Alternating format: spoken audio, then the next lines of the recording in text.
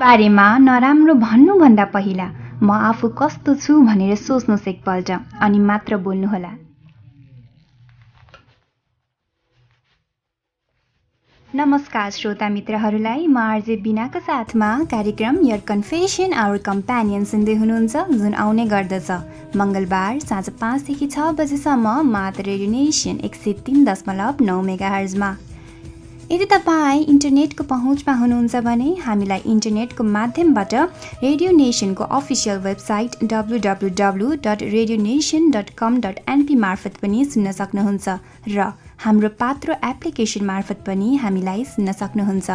अहिले मसँग टेक्निकल सपोर्टमा हुनुहुन्छ रोदीपजी।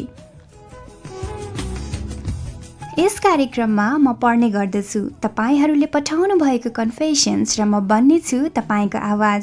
कन्फेसन्स मात्र नभई तपाईँ आफ्नो जीवनको पलहरू, इन्सपिरेसनल स्टोरिज जसले अरूलाई इन्सपायर गरोस्, कुनै जीवनको टर्निङ पोइन्ट्स हुन सक्छन्, यी सबै कुराहरू लेखेर पठाउन सक्नुहुन्छ। त्यसको लागि फेसबुक सर्चमा गएर योर कन्फेसन आवर कम्पेनियन नामक फेसबुक पेजलाई क्लिक गरेर त्यहाँ प्रोभाइडेड लिङ्क मार्फत लेखेर पठाउन सक्नुहुन्छ। दिल खोलेर कन्फेस गरौँ, इराद रहोस् तपाईँहरूको व्यक्तिगत डिटेल्स भने हामी गोप्य नै राख्नेछौँ। यति भन्दै आजको कार्यक्रम सुरु गर्न चाहन्छु एउटा छोटो मिठो म्युजिकल ब्रेकबाट। कतै नजानुहोला, stay tuned. Welcome back after that beautiful song. र अब भने पालो भएको छ आजको पहिलो कन्फेसन पढ्ने। उहाँ लेख्नुहुन्छ, जेन्डर फिमेल, एज 18। मेरो बाबाको स्यालेरी 50,000 मन्थली। बाबालाई डायबिटिज भन्ने रोगले छोएको अनि कपाल पनि फुलिसक्यो। बाबाको प्यारी छोरी म। हामी चाहिँ मिडल क्लास फ्यामिलीको। घरको भाडा 18,500 तिर्नुपर्छ मन्थली। आमा हाउसवाइफ हुनुहुन्छ। महिनाभरि खाना, ग्यास, दाल, भात, तरकारीमा 50,000 सकिन्छ। दादाहरू दुईजना इन्जिनियरिङ स्कलरसिपमा। ठुलो दादा भर्खर काम गर्दै र सानो दादा पढ्दै हुनुहुन्छ। MBBS पढ्ने एम बोकेर ठुली भएँ म।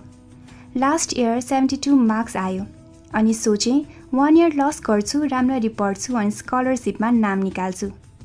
तर अहिले लाग्छ स्कलरसिपमा नाम निकाल्ने औकात छैन मेरो। पेइङमा पढ्ने त सपनामा नै सोच्न सक्दिनँ। बाबाले ठुल्ड्याडीलाई भन्नुभएको रहेछ कि मेरो एउटी मात्रै छोरी हो, MBBS पढाउने इच्छा त छ, तर नर्सिङ पढ्न सक्ने पनि औकात छैन मेरो। ठुलबाबाले आज सम्झाउन आउनुभएको थियो मलाई कि नानी 1 वर्ष लस गर्यो यो पालि नि, भएन भने BBS नै पढ्नु नि। बाबालाई धेरै टेन्सन भएको छ। दिनभरि रोएर अहिले कन्फेसन लेख्दैछु। घरिघरि त सुसाइड गर्ने सोच पनि आउँछ, तर बाबाको अनुहार सम्झिन्छु। पैसा नै रहेछ लाइफको सबभन्दा महत्त्वपूर्ण कुरा। बेलुका बाबा आउनुहुन्छ अनि स्माइल गरेर भन्छु, बाबा MBBSमा भएन भने BBS नै पढ्छु, टेन्सन नलिनु। This will be the life and I was known about.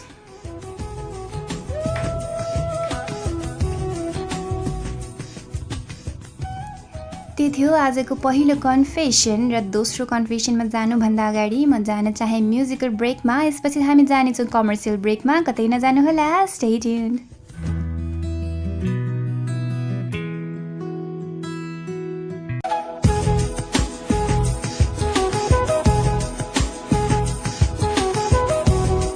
Welcome back after that first commercial break. तपाईँ सुन्दै हुनुहुन्छ रेडियोनेसन 103.9 मेगाहर्जमा कार्यक्रम योर कन्फेसन आवर कम्पेनियन, जुन आउने गर्दछ हरेक मङ्गलबार साँझ 5 देखि 6 बजेसम्म।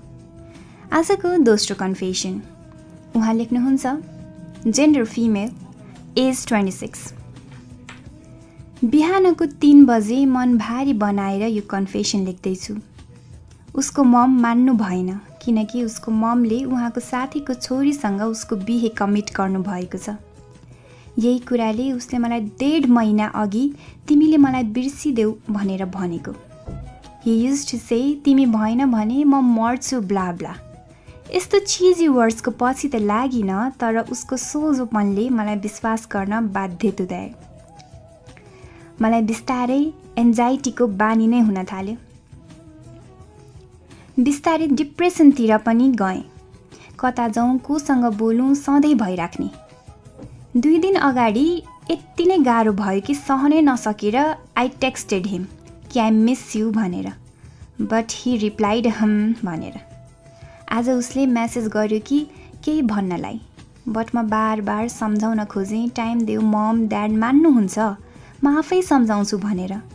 तर उसले भन्यो you have to move on now, that I got engaged with that girl भनेर फोटो सहित आयो जुन 10 दिन अगाडि भइसकेको रहेछ।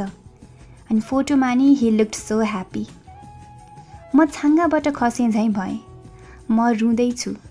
आर यु ह्याप्पी भनेर टेक्स्ट गर्छु, डु यु लभ हर भनेर सम्झाउँछु भनेर सोध्न थालेँ मैले। ही रिप्लाइड यस रुँदै। कहिलेबाट भनेर सोद्धा इन्गेजमेन्टको दिनबाट रे।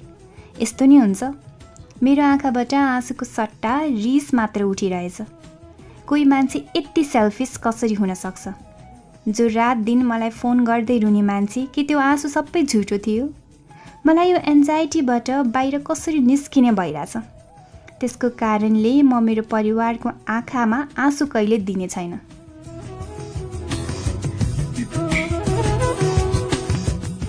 आजको तेस्रो कन्फेसन उहाँ लेख्नुहुन्छ, जेन्डर मेल, एज 23।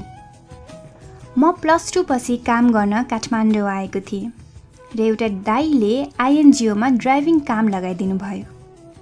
मेरो काम नयाँ रिसर्चर र अफिसियल्सहरूलाई फिल्ड भिजिटमा लग्ने थियो। एकचोटि सुदूरपश्चिम जानु पर्यो फर 15 डेज, अनि त्यो बेला we met for the first time. फर्कने बेला मैले उनीहरूलाई हेतौडा ड्रप गर्नु थियो and she asked for my number to be friend. म राति हिँडेको थिएँ। बेलुका 1 बजेतिर सी कल्ड मी, पुग्यो कि पुगेन भनेर।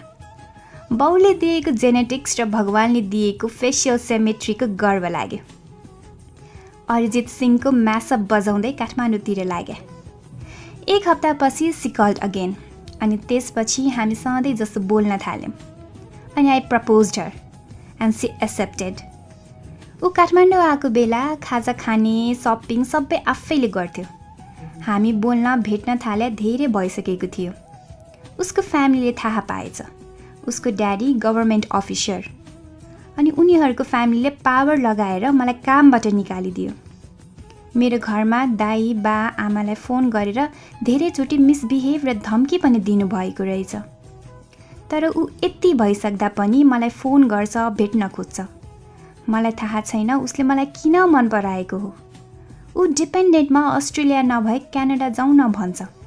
तर म मेरो फ्यामिलीलाई रिस्कमा राखेर त्यस्तो गर्न सक्दिनँ। उसलाई केही भन्यो भने रुन्न थाल्छ। मलाई आजकल आफैमा विरक्त लागिसक्यो। मेरो इकोनोमिक ब्याकग्राउन्ड त्यति स्ट्रङ छैन। अनि वी गट फिजिकल पनि। हामी भेटेको 9 महिना जति भयो होला। Why is she so attach to me? ऊ आफ्नो परिवारलाई छोड्न समेत तयार छ। Is that just because of a physical attraction? कहिलेकाहीँ त लाग्छ 5 कट्ठा जमिन बेचेर कोर्ट म्यारेज गरेर अस्ट्रेलिया लगिदिउँ। तर what if she finds another guy more handsome than me? Will she ditch me too? जसले आफ्नो जन्म दिने बाउ आमा छोड्न सक्छ कि उसले मलाई छोड्न सक्दैन होला त? मलाई मात्र लभमा यस्तो सिचुएसन परेको हो कि अरूलाई पनि हो? माया नबोक्नु भो न टोक्नु, कि यही हो त माया?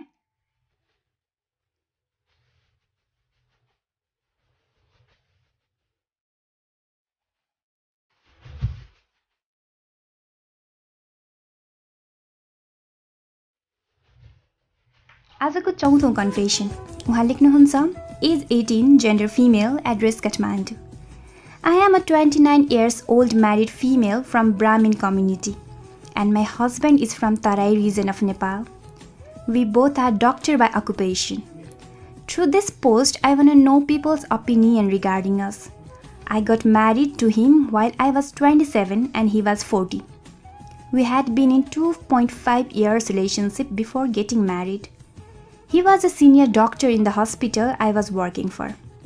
When I first met him, he was a married man with 1-year-old daughter. He has always been a good-looking and well-maintained guy despite of his age. His height, build, looks and way he carried himself was so very appreciable. When I first saw him, I thought he was very attractive, and that's it. I never had intention of getting along with him and so on. We worked together and it was casual. Later, I had some health issues related to his specialty, subject he has done his master's and PhD in, and I was consulting with him for same. Later, we started talking and he approached me. We got into relationship. Yes, extramarital affair. I'm not making up things while I'm saying he was already having problem in his relationship with his wife. I felt guilty, of course, I do at many times. But he always consoled saying it was not because of me. Years back I thought I would leave him, but my love for him was too intense. And it was too late to let him go. He got divorced after 1.5 years of our relationship. It was a huge challenge for me to convince my parents. We had a simple wedding, though I had dreamed of huge wedding. And we are living together now. We are supporting his daughter financially too, since his ex-wife used to be a housewife. I have no problem with that. In fact, I was all ready to accept his daughter as mine, but his ex-wife wanted to keep her. She has every reasons to hate me, but for her and my husband, I see no point in being in a relationship without love. At least one of them is happy. Maybe they would have solved things together. I still think about this and I feel guilty at times. But I am happy and I don't want to lose him. It's been 3 years with him now. I have never felt bad about anything related to him. My parents are still sad about me getting married to him, for he is older than my age, lower caste so-called by society, and of course a divorcee. People say it as old man falling for someone young, and some say I did it for money. But we are not taking anything from him, his family, and even my father is a doctor. I wish I could say the world that I had nothing less before marrying him, and I married him because I loved him. The world sees it in a different way. We are in love with each other and we are very happy. Despite of trying to ignore people's opinion regarding us, it still hurts at times.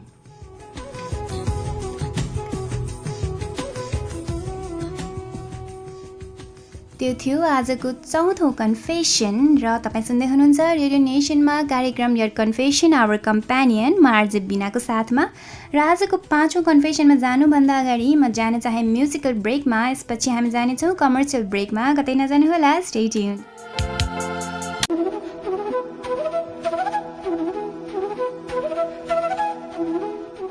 Welcome back after the second commercial break तपाईं सुन्दै हुनुहुन्छ radio नेसनमा कार्यक्रम your confession our कम्प्यानियन म RJ बिनाको साथमा जुन आउने गर्दछ हरेक मङ्गलबार साँझ 5 देखि 6 बजेसम्म मात्र radio nation 103.9 मेगाहर्जमा।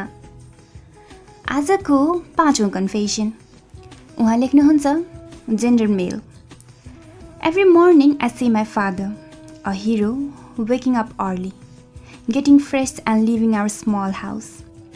Once he steps outside the house, he tries to show himself like he is in his early 30s. However, the shivering and weak body of his clearly shows that he is nearing to 60. The only reason he tries to look young and energetic is to find any work in the city. He rides his bicycle for around half an hour and reaches the city, which is sometimes saw as land of opportunity. My father never went to a school and could not even write his name. He never got a decent job. From my childhood, I always saw my father working as a manual worker. He usually used to have cuts and wounds in some part of his body, but I never heard for a single time that he shared how painful it was, neither to me nor to my 2 sisters nor to my mother. I and my sisters could have been all ears to listen how painful those wounds were, but my father always kept it within him. My mother had been lying on a bed with her body paralyzed for more than 20 years. Even when most of the families denied sending girls to school, our father forcefully sent all of the 3 of us to school for getting educated. When father saw us not studying well, all he said was, I really don't want any one of you to end up like me. My mother always needed medicine, but there came a time when father stopped getting any work. He always went to the city, but people denied giving him work because of his body that has turned totally weak. After that, there was no one to bring the expensive papers, which could buy a lot of things, home. My mother then passed, leaving 4 of us to die slowly because the medicine had been finished for the last 1 month. We used to survive eating rice and lemon, thanks to my father that he had bought a small land with some of his savings around a decade ago, in which we grew rice, which would be enough for us until next harvest. Slowly, time passed by. My father fell sick and we took him to the hospital. One of his kidneys has failed, and he was already too old. I had recently completed my SLC and I was just 20. After I completed my SLC, my father congratulated me and said, "Son, I am old now. I try to get work but nobody gives me. All I have is now you. You should now look after your sisters. You need to educate them and find a good bridegroom for them." Despite being grown in a poor family, my father never let any one of us to work and earn money, because all he wanted was to educate us so that we could find a decent work. But I was in a phase where I could not get a decent job so easily. For the first time, I went to a hotel and started drinking alone. Suddenly, a friend of mine came and was shocked to see me in that situation. He knew what was happening in my home and directly suggested me to fly to a Gulf country with him. My friend was planning to leave to Qatar next month. I knew I could earn some money there, but father would never allow me. He always said to work within the territory of Nepal, but I had no option. I went home and said, "Father, I am going to Qatar next month. I am sorry, but I need to." The next sentence which my father uttered brought tears in my eyes. "Son, I never went abroad when I had chances because I wanted to do something in my own country. I tried my best, but I failed to earn enough to support my family. I don't want you to see failing. You can go." I then talked with my friend and started the process to go abroad. When I was about to leave to Kathmandu, my father came and requested me to come home before I fly for Qatar. He gave me around 2 lakhs. I knew he sold the only land we have. When all the process was complete, I came back to my home to say a last goodbye. "I am flying next week," I said to my father. He then said, "Okay." The time came when I needed to go Kathmandu to leave the country. But after a long time, I saw my father waking up from the bed and saying, "I am going with you, my son." I requested him to stay, but he was in no mood to listen. So we went to the airport, where he hugged me for the first time in my life. As I was leaving, I could see tears flowing down from my father's eye, which was also for the first time. As I went forward, I saw him fading. I could not contact home for 2 days of reaching Qatar, but as soon as I had the chance in the 3rd day, I called to a house nearby to ours in the village, which had a landline. I said to uncle to call my sisters or father, but he didn't say okay. What he said was, "Son, your father passed the day he came to village. I will call your sister." When my younger sister came and picked up the phone, she started crying. The tears started flowing down my eyes as well, but my sister then scolded me saying, "Don't cry."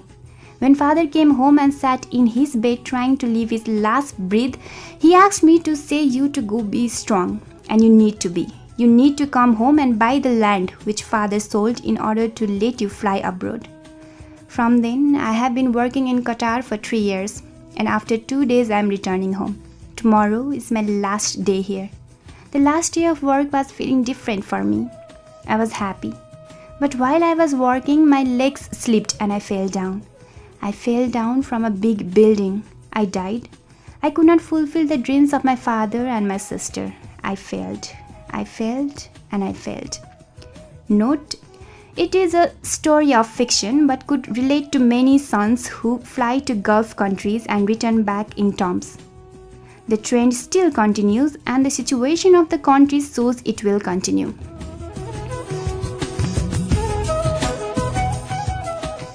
अर्को कन्फेसनमा जानुभन्दा अगाडि म जान चाहे commercial ब्रेकमा, कतै नजानुहोला, stay tuned.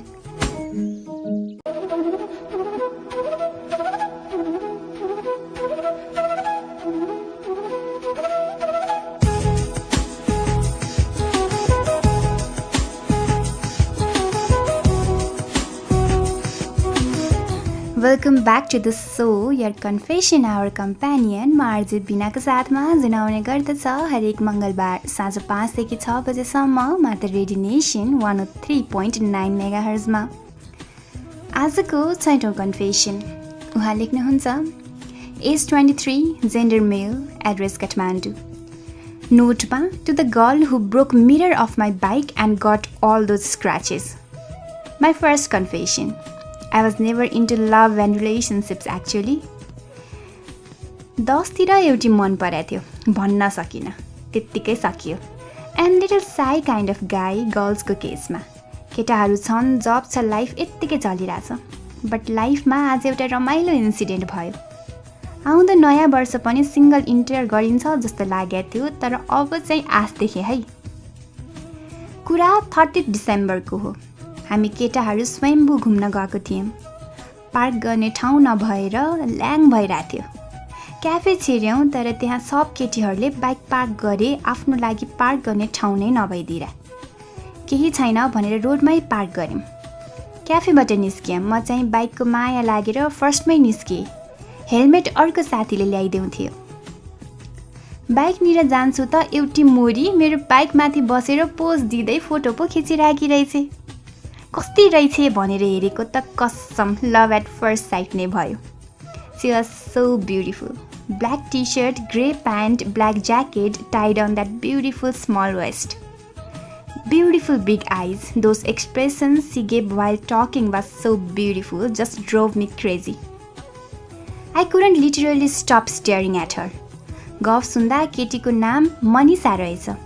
She was sitting in my bike, though I was a stranger to her and yet so comfortable. मस्त गफ हान्दै थिइन्। He loves me रे, but relationship चाहिँ किचकिच लाग्यो भनेर ब्रेकअप दिए। तिनले त्यो नि क्रिसमसको दिनमा, त्यो पनि 4 वर्षको रिलेसन भनेर केटोलाई सराप्दै थिइन्। So got to know कि single रहेछिन्। I couldn't see any sadness or emptiness on her face, though she had a breakup. She was so full of life, so happy, so cheerful, so chulbuli. I couldn't stop myself from taking her photos. And I went near her. Girls by her side were like, तेरो घरमा दिदी बहिनी छैनन्? केटीलाई त्यसरी हेर्छस्? Blah blah blah, creepy girls. के भनौँ भयो। उसको फेमिनिस्ट साथी देखेर, and I told her, bike त खतरा छ नि, चलाउन आउँछ कि फोटो मात्रै खिच्न हो? And one of her friend was like, मेरो दादाको हो, तपाईलाई के? मेरो बाइक मलाई घुर्की? आजकलका नक्कलीहरू। देन केटाहरू नै आइपुगे। मेरो बाइकको भनेपछि थाहा पाउँदा expression changed. She stretched her eyes like they would pop up and bite her lips and was only nervous. That expression took my breath away. So innocent. Ani she got off my bike, but bike paltiyo and she was like, "Oi keti bhag," and ran away. Other girls also started running as if I'm gonna kill them. Bike पल्टेर mirror फुट्यो अनि scratch नि भयो। Bike पल्टेको भन्दा पनि ऊ भागेको पिर थियो। I wanted to talk to her, know her. You gave me bike some good scratches to remember by. I remember everything about you I saw today. I remember your voice, those sweet expressions and everything. I have fallen for you. If you are listening this, mirror फुटेको and bike को scratches को बदला, a cup coffee with me, please. And you are beautiful, stay happy. यति धेरै त exam बाहेक कतै लेखेको थिइनँ। Though I am poor with words, यत्रो लेखेछु तिम्रो लागि। Hope to see you soon.